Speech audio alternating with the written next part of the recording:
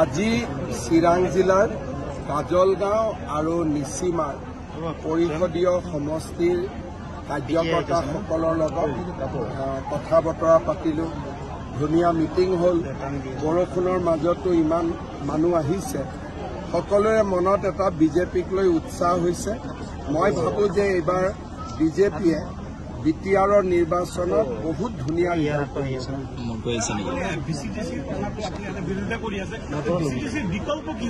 ভিচিডিচিৰ বিকল্প হ'ল যে ভিচিডিচিৰ ইলেকশ্যন হ'ব। যদি ভিচিডিচিটোৰ ইলেকশ্যন নহয়, আমি কোনোবাই যদি বনাই দিওঁ, তেতিয়াহ'লে এইটো ভিচিডিচিয়ে ৰাইজৰ মতে কাম কৰিব নোৱাৰে। অসমত যেনেকৈ পঞ্চায়তৰ ইলেকশ্যন হয়, তেতিয়া 5 বছৰ মূৰে মূৰে ইলেকশ্যন হ'ব, মানুহে বেয়া কাম কৰিব, ভয় কৰিব। সেইকাৰণে বৰ্তমান যেনেকৈ ভিচিডিচি চলি আছে, এই ব্যৱস্থাটো ঠিক নহয়। ইলেক্টেড হ'লে তেতিয়া ৰাইজৰ কথা শুনিব লাগিব আৰু ৰাইজে সুবিধা পাব।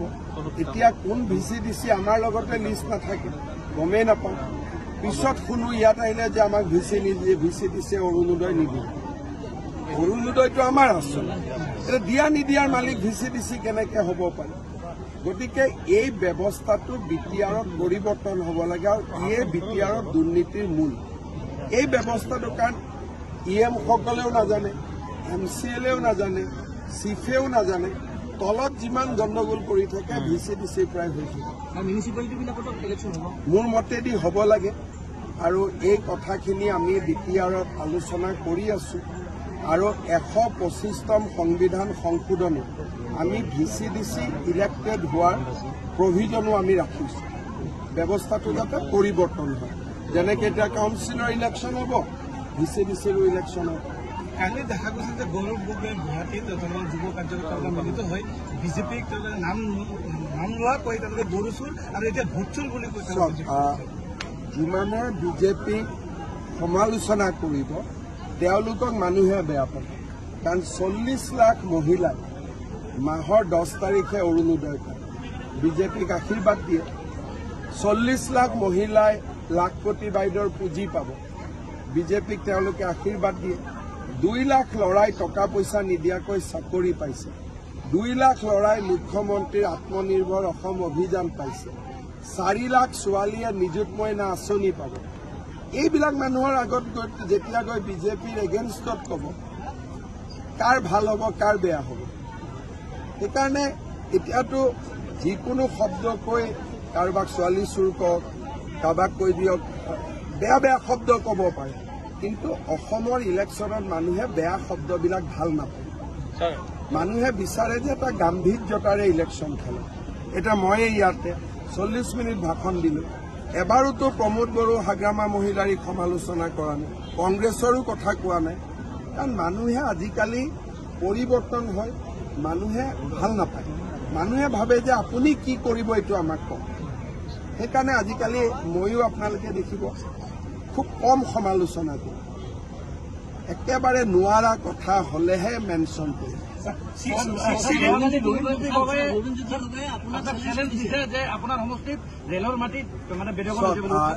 লুৰিণজ্যোতি গগৈয়ে মোৰ সমষ্টিত ক'ত মিয়া মুছলমান আছে দেখুৱাই দিয়ে। তেওঁ যদি কোনোবা বেলেগ মানুহৰ কথা কৈছে, এইটোত মই তেওঁৰ লগত একমত নহয়। তেওঁ ইনডাইৰেক্টলি এটা বেলেগ ভাৰতীয় মানুহক আক্ৰমণ কৰাৰ কথা কৈ আছে। তেওঁ চিধা চিধি ক'ব লাগে নহয়, তেওঁ কাক উদ্দেশ্য কৰি এই কথাবোৰ কৈ আছে, হয় নহয়? তেওঁ কোনোবা এটা জাতিক উদ্দেশ্য কৰি কৈ আছে, তো সাহস আছে যদি নামটো কৈ দিয়ক। স্যাৰ গোলাঘাট আৰু এই আপোনাৰ কাৰ্বি আংলং আদি ঠাইত যে আপুনি উচ্ছেদিত কৰিছে, তাতে এই মাটিখিনি আদানী আম্বানীক দিব নেকি? আদানী আম্বানী নহয়, গছ পুলি হ'ব। আদানীও আহি গছ পুলি ৰুব পাৰে। স্যাৰ বিজেপি আৰু যদি গোলাঘাটত বা কাৰ্বি আংলঙত বা অমুক জেগাত আদানী আম্বানীয়ে যদি যায়, দুটা ইণ্ডাষ্ট্ৰী কৰে, এইটোতো কোনো বেয়া কথা নহয়। মইতো মাতাত আছো, কিন্তু মাতিলেও নাহিব ইমান দূৰ জেগাত, ক'ত আহিব? আজি বিধানসভাৰ আমচুৱে উচ্ছেদিত বিৰোধিতা কৰি ডাঙৰ মিটিং আমচুৰ মিটিঙত মানুহ হ'ব পাৰে, কিবা হ'ব পাৰে, কিন্তু আমি যিটো কৰিম বুলি কৈছো কৰিমেই। আমচুৱে হুলস্থুল কৰিলে দুটা এভিকশ্যন বেছি হ'ব। আপোনালোকে বাছি বাছি সংখ্যালঘু অধ্যুষিত এলেকাতে সংখ্যালঘু উদ্দেশিত এলেকাত কৰা নাই, মিয়া মুছলমানক কৰি আছো যিখিনিয়ে ফৰেষ্টত জবৰদস্তি সোমাইছে বা ভিজিআৰ পিজিআৰত জবৰদস্তি সোমাইছে। আমাৰ মানুহটো নোসোমায়। আমাৰ কৰবাত যদি বড়ো মানুহ আছে, মিচিং মানুহ আছে, তেওঁলোকেতো ফৰেষ্ট পাত্তা পাব যোগ্য, নন ট্ৰাইবেলেতো পাত্তা নাপায়।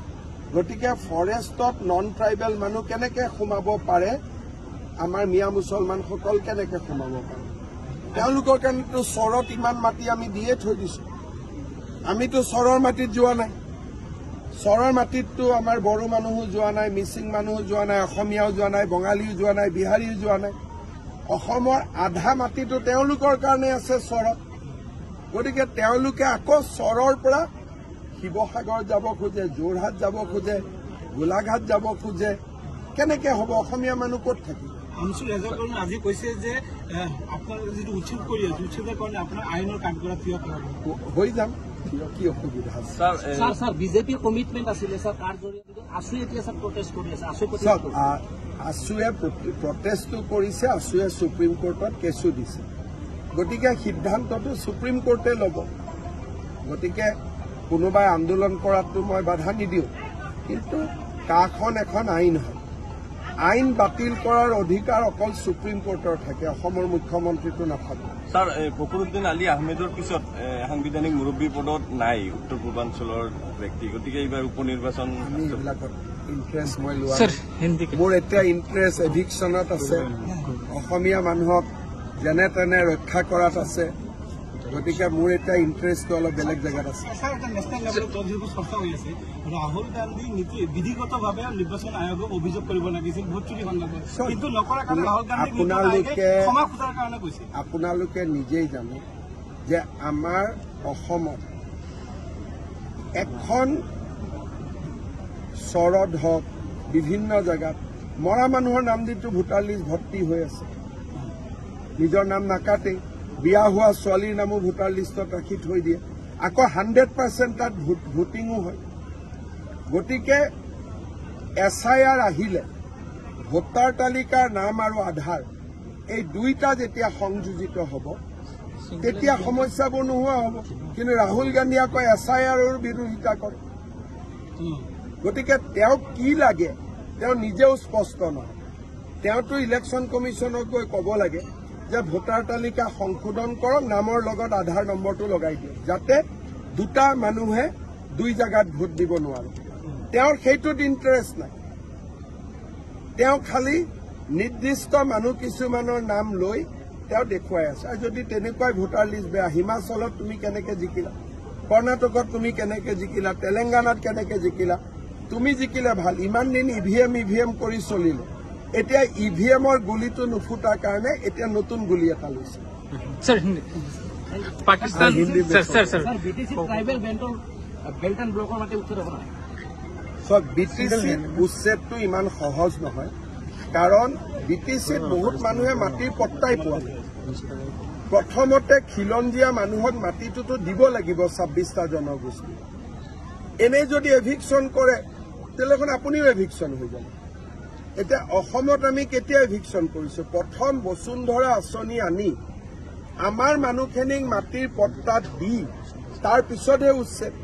এতিয়া যদি BTAD ডাইৰেক্টলি উচ্ছেদ কৰে তেতিয়াহ'লে দেখোন কোচ, কলিতা, ৰাভা, বড়ো, আমাৰ গোৰ্খা, হিন্দীভাষী, আদিবাসী, বঙালী চবেই এভিকশ্যন হৈ যাব। দুখ কি? কাৰণ মাটি এতিয়ালৈকে তেওঁলোকৰ বিষ্ণুতাৰী শেষেই হোৱা নাই। যেতিয়া প্ৰক্ৰিয়াটো শেষ হ'ব, সকলো মানুহে মাটিৰ অধিকাৰ পালে, তেতিয়াহে আপুনি ক'ব পাৰিব যে এইখিনি মানুহক উচ্ছেদ কৰক। গতিকে BTADত প্ৰথম কাম হ'ল মানুহক পাত্তা দিয়া, দ্বিতীয় কাম এভিকশ্যন। অসমত পাত্তা দিয়া কামটো হৈ গ'ল কাৰণে আমি এভিকশ্যনত লাগিছো। গতিকে চব বস্তুৰ ছিকুৱেঞ্চ আছে, প্ৰণালীগতভাৱে আগুৱাই যাব লাগিব। এইটো ইমোশ্যন আৰু আৱেগৰ কাম নহয়। যোৱাকালি স্যাৰ সূত্ৰসন্থা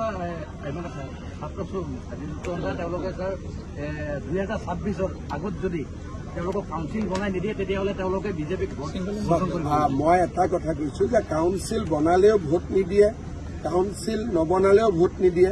মানুহে ভাল পালেও ভোট দিব, ভাল নাপালে ভোট নিদিয়ে। কোনো দল সংগঠনৰ কথাত কোনেও কাকো ভোট নিদিয়ে। ভোটটো ব্যক্তিগত। মাকৰ ভোট বেলেগ, বাপেকৰ ভোট বেলেগ, ল'ৰাৰ ভোট বেলেগ, বোৱাৰীৰ ভোট বেলেগ। কিন্তু সূত্ৰধাৰ সমাজখন পিছপৰা কাউন্সিল লাগে, তাত মই সমৰ্থন কৰোঁ। কিন্তু এইটোৰ লগত ভোটৰ কোনো সম্পৰ্ক নাই। যিজন ল'ৰাই কৈ আছে ভোট নিদিয়ে, তেওঁৰ মাকে গৈ ভোট দি দিব, তেওঁ কেনেকে গম পাব? সেইকাৰণে ভোটটো ব্যক্তিগত বিষয়। মই নিজেও নাজানো মোৰ ল'ৰা ছোৱালী একেলগে গাড়ীত যাব, কাক ভোট দিছে ধৰিব নোৱাৰে। আৰু বাহিৰত ওলাই আহি চবকে ক'ব যে তোমাকে ভোট দিলো বুলি। সেইকাৰণে ভোটৰ কথা কোনেও কাকো দায়িত্ব ল'ব নোৱাৰে। যিবিলাক দল সংগঠনে কয় আমি ভোট নিদিওঁ, আমি কৰোঁ, তেনেকে নহয়। সেইবিলাক মই নাচাওঁ।